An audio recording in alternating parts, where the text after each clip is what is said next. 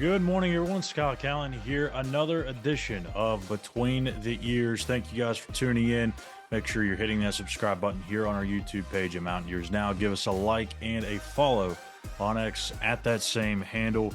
A couple of days ago, West Virginia added to the tight end room with JUCO All-American Gregory Genross. We have not discussed that yet here on this show, as we've had a couple of other things that we wanted to talk about.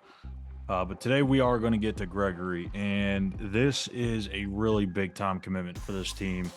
And you look at his stats, and they're not eye popping by any means. In 2 years, so over the last 2 years at Dodge City, he caught 26 passes for 265 yards and 3 touchdowns. So you look at those numbers and you think, okay, like, how is that worthy of being a JUCO All-American? How is that worthy of getting praise and being, dubbed the next guy behind Kole Taylor? Just watch the film. The guy can high point the football. He can win 50-50s, makes it more like, 65, 35 or 70-30s. And he just has a knack to get open. And part of this too is the system that he was in.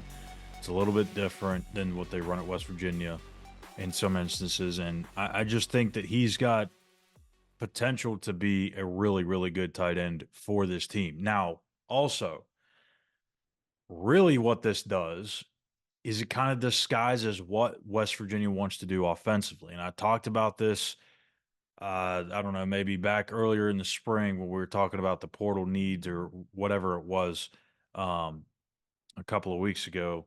And that was that if you can get another tight end that can come on to this roster and add a pass catching threat to this team, then it makes things a little bit more difficult for the defense to figure out what you're trying to do. Because when you have Kole Taylor in the game, you know that he's a threat to have the ball thrown to him. If you remove Kole Taylor and you put in Traylon Davis, and again, this is no offense to Traylon because he's made tremendous strides, but you probably know that if it's a one-for-one swap, it's probably a run, right? So you don't want to have that. You don't want to just give it, right on a platter to the defense. You don't want to give it an easy softball to the D coordinator and what you're trying to do. If you have two tight ends out there that are legitimate threats in the passing game, which Genross can be, then you can disguise what you're doing.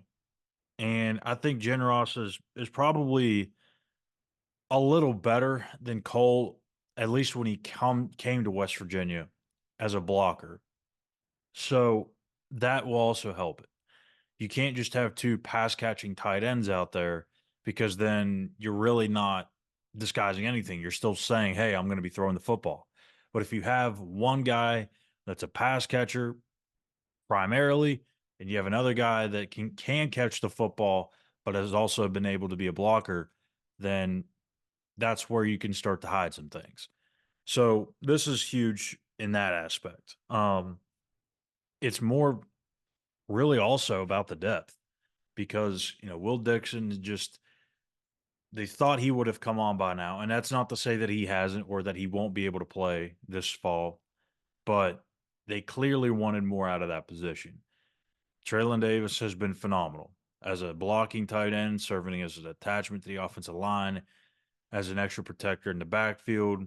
He'll go out and catch some passes in the flats every now and then, but he's not your guy that's going to go, catch a ton of balls up the seam or downfield. And you needed to get another pass catching tight end. You just had to.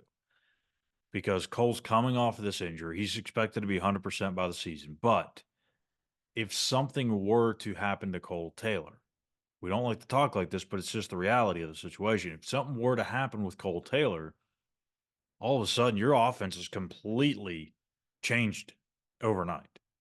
This is your leading receiver from a year ago. That dynamic, that aspect of the passing game has to still remain in place whether or not he's on the field. I don't know that Genross will be, somebody that can produce quite like Kole Taylor? I don't know. We don't know a whole lot about him other than, the little bit of tape that's out there on him from his 2 years at JUCO. So from a depth perspective, it at least fills that need. And you had to go out and get somebody that could do that. So he's somebody that I think West Virginia fans are going to be excited about. If you just go watch his tape, if you can find it, um, pretty intriguing talent for sure. He chose West Virginia over Colorado, Houston, Marshall, Mississippi State, New Mexico State, South Alabama, South Florida, Troy, Utah State, and Western Kentucky. So he's had quite a bit of interest in the portal. He was also a former Arkansas commit. He decommitted pretty early in the process this offseason, when they were going through their coaching changes and rumors and such. So a big need for West Virginia. What's next? I would have to say probably a defensive lineman.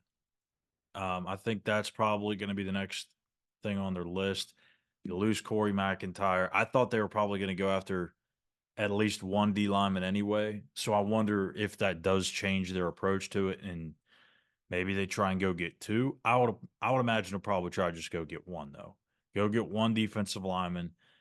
Probably wouldn't hurt to go get another cornerback, especially when you lose your Colby Spells with that injury.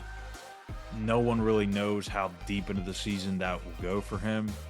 So I would expect maybe one more corner or a guy that can maybe cross-train and play corner and spear, or corner and, I don't know, say cat safety.